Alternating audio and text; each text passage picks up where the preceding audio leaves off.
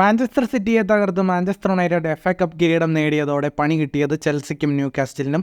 FA cup വിജയത്തോടെ United Europa ലീഗിൽ സ്ഥാനമുറപ്പിച്ചതോടെ premier ലീഗിൽ 6-ാം സ്ഥാനത്തെത്തിയ ചെൽസിക്ക് യൂറോപ്പ ലീഗ് സ്ഥാനം നഷ്ടമായി.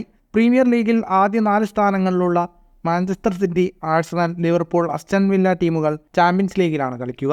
5-ാം സ്ഥാനത്തുള്ള ടോട്ടനാമിനൊപ്പം യുണൈറ്റഡ് യൂറോപ്പ ലീഗിലേക്ക് കയറുമ്പോൾ 6-ാമതുള്ള ചെൽസി യൂറോപ്പ കോൺഫറൻസ് ലീഗിലേക്ക് താണു.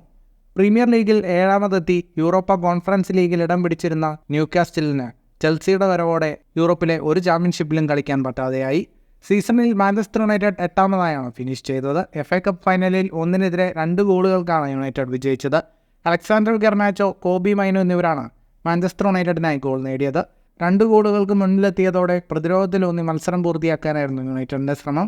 87-ാം മിനിറ്റിൽ ജെർമി ഡോക്കുവിലൂടെ സിറ്റി ഒരു ഗോൾ തിരിച്ചടിച്ചെങ്കിലും മാഞ്ചസ്റ്റർ യുണൈറ്റഡിൻ്റെ വിജയത്തെ തടയാൻ അവർക്കായില്ല. സീസണിലുടനീളം മോശം പ്രകടനത്തിന് വഴി കേൾക്കേണ്ടി വന്ന മാഞ്ചസ്റ്റർ യുണൈറ്റഡ് പരിശീലകൻ എറിക് ടെൻ ഹാഗിന് ഏറെ ആശ്വാസം നൽകുന്നതാണ് FA കപ്പ് വിജയം. ഫുട്ബോൾ ലോകത്തെ കൂടുതൽ വാർത്തകൾക്കും വിശേഷങ്ങൾക്കുമായി സ്പോർട്സ് കഫേ ഇപ്പോൾ തന്നെ സബ്സ്ക്രൈബ് ചെയ്യുക.